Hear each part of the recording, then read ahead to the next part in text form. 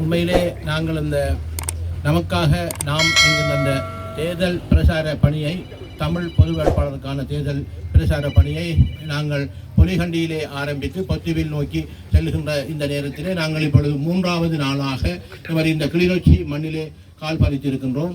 இந்த வட்டக்கட்சி மத்தி நடுப்பகுதியிலே இன்று உங்களை சந்திக்கின்றோம். உண்மையிலே ஏன் இந்த பொது வேட்பாளர் போட்டியிட வேண்டும், என்னத்துக்காக போட்டியிட வேண்டும் என்பது எல்லோருக்கும் தெரிந்த விடயமாக இருக்கின்றது. என்றாலும் சிலருக்கு அதை விளங்கப்படுத்த வேண்டிய தேவையும் எங்களுக்கு இருக்கின்றது. இப்பொழுது இந்த தமிழ் பொது வேட்பாளர் போட்டியிடுகின்றார் என்கின்ற விடயம், அதாவது நான் இந்த தேர்தலிலே போட்டியிடுகின்ற விடயம் பலருக்கு காய்ச்சல் பிடித்திருக்கின்றது. சிலர் கூறுகின்றார்கள் உடனடியாக அவர் இந்த வேட்பாளர் பதவியிலே இருந்து விட்டு செல்ல வேண்டும் என்று சில அரசியல் கட்சிகள், சில தமிழ் தேசிய அரசியல் கட்சிகள் கூறுகின்றன.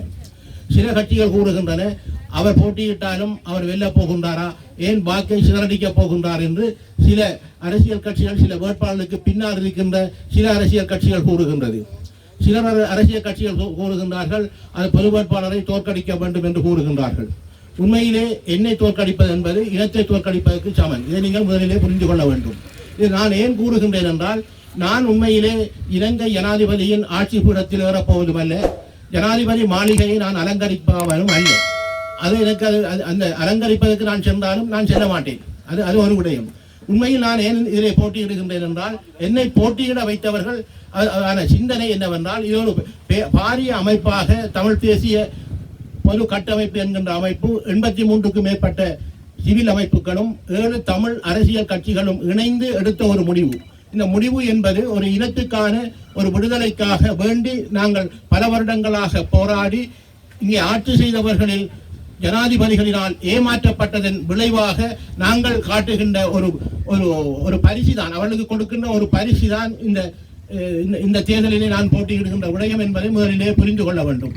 உண்மையிலே இந்த தேர்தலில் நாங்கள் பல இடங்களிலே நான் கூறுகின்ற விடயம், பல ஜனாதிபதிகளினால் நாங்கள் ஏமாற்றப்பட்டிருக்கின்றோம். இந்த பொது வேட்பாளரை இறக்கியதற்கு பிற்பாடு நீங்கள் பார்த்திருப்பீர்கள் தென்பகுதியிலே வருகின்ற அலைகளை. தென்பகுதியிலே இருக்கின்றவர்கள் பலர் அந்த பொது வேட்பாளர் கட்டமைப்புடன் பேச வேண்டும் என்று அழைக்கின்றார்கள். பொது கட்டமைப்பில் இருக்கக்கூடிய அரசியல் கட்சிகளை அழைத்து கலைக்கின்றார்கள் என்றால், பொது வேட்பாளர்களின் பலம் என்பதும் அவர்கள் அதுக்காக பிடித்திருக்கின்ற காய்ச்சல் என்பதையும் நீங்கள் புரிந்து கொள்ள வேண்டும். உண்மையிலே இனத்துக்காக ஒரு விடுதலையாக்காக போராடிய அகிம்சை ரீதியாக ஆயுத ரீதியாக போராடப்பட்ட ஒரு இனம் இன்று இராஜதந்திர ரீதியாக ஒரு அரசியல் பயணத்திலே ஈடுபட்டுக் கொண்டிருக்கின்றது. இராஜதந்திரம் என்பது வெறுமனே இலங்கையிலே தீர்மானிக்கின்ற விடயம் அல்ல. இராஜதந்திரிகளின் நாங்கள் அந்த எங்களின் உறுதியை காட்ட வேண்டிய ஒரு தேவை எங்களுக்கு இருக்கின்றது. ஒவ்வொரு காலகட்டத்திலும் நாங்கள் எவ்வாறு இருக்கின்றோம் என்பதை காட்ட வேண்டும். கடந்த 15 வருடங்களாக இந்த போர் முள்ளிவாய்க்காலிலே 2009 மே 18 மௌனிக்கப்பட்டதற்கு பிற்பாடு 15 வருடங்களாக 3 ஜனாதிபதிகளை நாங்கள் கண்டிருக்கின்றோம். 3 ஜனாதிபதிகளுடன் பேசி இருக்கின்றோம். 3 ஜனாதிபதிகளுமே எங்களை ஏமாற்றி இருக்கின்றார்கள். 3 ஜனாதிபதி அல்ல, 3 அரை ஜனாதிபதி. அரை ஜனாதிபதியாக இருக்கின்றவர் தான் இப்பொழுது போட்டியிடுகின்றார் தேர்தலிலே ரணில் விக்ரமசிங்க அவர்கள். ஏற்கனவே 3 கோட்டபாய ராஜபக்ச அவர்களோடு சேர்ந்து 3 மக்களால் தெரிவு செய்யப்பட்டவர்கள். இவர் மக்களால் தெரிவு செய்யப்படாமல் பாராளுமன்ற உறுப்பினர்களால் தெரிவு செய்யப்பட்ட ஜனாதிபதியாகத்தான் இப்பொழுது வருகின்றார். இதிலே போட்டியிடுகின்ற 4 பிரதான வேட்பாளர்களும் எந்த தேர்தலிலும் வெற்றி பெறாதவர்கள். 3 பேர் ஜனாதிபதி தேர்தலில் போட்டியிட்டு தோல்வி அடைந்தவர்கள். ஒருவர் மஹிந்த ராஜபக்சையின் மகன் நாமல் ராஜபக்ச அவர்கள், அவர் இப்பொழுது முதல் முயற்சியாக வந்திருக்கின்றார். ஆகவே எங்களுக்கு தேவை அவர்களின் நாட்டில் ஆட்சி பீடம் ஏறுவது அல்ல. எங்களின் நோக்கம் என்பது இந்த தேர்தலில் நாங்கள் வடகிழக்கு மக்கள் இன்னும் உரிமையாக உறுதியாக இருக்கின்றோம். இழந்த உரிமை எங்களுக்கு மீள கிடைக்க வேண்டும். அந்த உரிமையை பெற்றால் மாத்திரம்தான் நாட்டில் ஒரு சமாதானம் நிலைக்கும் என்பதை வெளிக்காட்ட வேண்டும். நீங்கள் பார்த்திருப்பீர்கள், தென்பகுதியிலே பேசுகின்ற ஜனாதிபதிகள் எல்லாம் என்ன பேசுகின்றார்கள்? ஊழலை கலைக்கின்றார்கள். அவர்கள் நாட்டிலே இருக்கின்ற பொருளாதார பிரச்சனையை கலைக்கின்றார்கள். இந்த பொருளாதாரத்தின் அத்திவாரமே இனப்பிரச்சனை என்பதை அவர்கள் மறந்து விடுகின்றார்கள். ஆகவே நாங்கள் இந்த நாடு செழிக்க வேண்டுமாக இருந்தால், அழகிய தேசமாக மாற்ற வேண்டுமாக இருந்தால், சிங்கப்பூராக மாற்ற வேண்டுமாக இருந்தால் அதனை செய்ய வேண்டும். ஆனால் அவர்கள் சிங்கப்பூராக மாற்றுவதற்கல்ல, சீனாவாக மாற்ற பார்க்கின்றார்கள். இதை நாங்கள் புரிந்து கொள்ள வேண்டும்.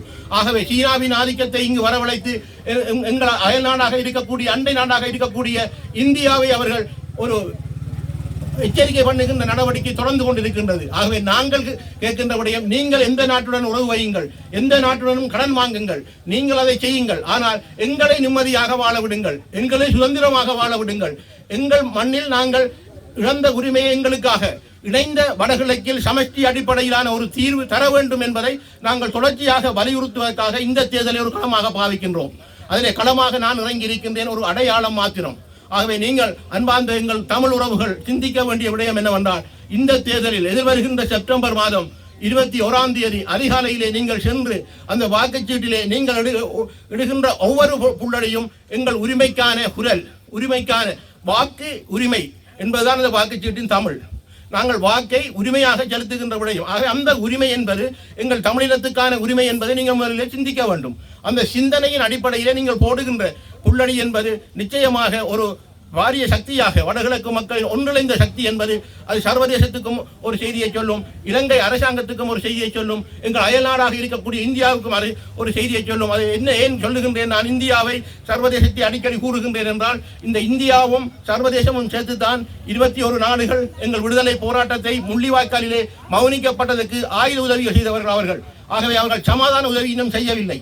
அந்த சமாதான உதவி செய்யப்பட வேண்டும் என்பதற்காகத்தான் நாங்கள் மீண்டும் மீண்டும் மீண்டும் வலியுறுத்துகின்றோம். அன்பார்ந்த எமது உறவுகளே, இந்த உண்மையை புரியுங்கள், புரிந்து வாக்களியுங்கள். எங்கள் அரசாங்க ஊழியர்கள், உங்களை நான் கெஞ்சி கேட்பது என்னவென்றால், எதிர்வரும் 4, 5, 6 3 தினங்களிலும் இந்த அரச ஊழியர்களுக்கான வாக்கு அளிப்பு இருக்கின்றது.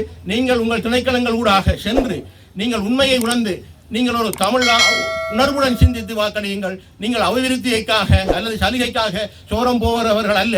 கடந்த காலங்களில் எங்கள் இனப்பற்றுடன் வாழ்ந்த அரசாங்க ஊழியர்கள் நீங்கள் நிச்சயமாக வாக்களிக்க வேண்டும், மக்களும் வாக்களிக்க வேண்டும். எங்கள் பயணம் தொடர்ந்து நாளை முல்லைத்தீவு மண்ணுக்கு செல்லுகின்றது, அதனைத் தொடர்ந்து மன்னாருக்கு செல்லுகின்றது. மன்னாரிலிருந்து வவுனியா, வவுனியாவிலிருந்து திருகோணமலை, திருகோணமலையிலிருந்து மட்டக்களப்பு, மட்டக்களப்பிலிருந்து அம்பாறையில், பொத்தியூரில் நாங்கள் 1ஆம் கட்ட இந்த பிரச்சார பணியை மேற்கொள்வோம். அதற்கிடையில் எங்கள் அமைப்புகள், எங்களை சேர்ந்த குழுக்கள் அந்தந்த கிராமங்களிலே மிகவும் திறமையாக செய்து கொண்டிருக்கின்றார்கள். உண்மையில் நான் இந்த மக்களுக்கு நான் நன்றி சொல்ல வேண்டியிருக்கின்றது. எங்கள் இந்த கிளிநொச்சி மாவட்ட மக்களுக்கு மிகவும் மகிழ்ச்சியாகவும் அவர்கள் இந்த உறுதியாகவும் நாங்கள் முழுமையாக உங்களுக்கு ஆதரவு தெரிவிக்கின்றோம் என்று பெரியவர்களாக இருக்கலாம், மாணவர்களாக இருக்கலாம், சிறுவர்களாக இருக்கலாம், மகளிர்களாக இருக்கலாம், தாய்மார்களாக இருக்கலாம், அனைவருமே பக்தர்களாக இருக்கலாம், எங்கள் சங்க தலைவர்களாக இருக்கலாம், எல்லோரும் எங்கள் இலங்கை தமிழரசு கட்சியின் உறுப்பினராக இருக்கலாம், எல்லோருமே ஒன்றிணைந்து ஏனைய தமிழ் தேசிய அரசியல் கட்சிகளாக இருக்கலாம், அனைவரும் எங்களிடம் ஒரு குடையின்கள் இருக்கின்றார்கள்.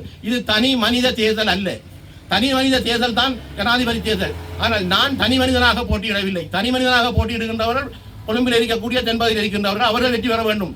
நான் வெற்றி பெற்றால் அதனை செய்வேன், இதனை செய்வேன் என்று நான் அவ்வாறு கூறவில்லை. நான் இனத்துக்காக ஒரு அடையாளமாக இருக்கின்றேன் என்பதை மாத்திரம் புரிந்து வாக்களியுங்கள். நன்றி, வணக்கம்.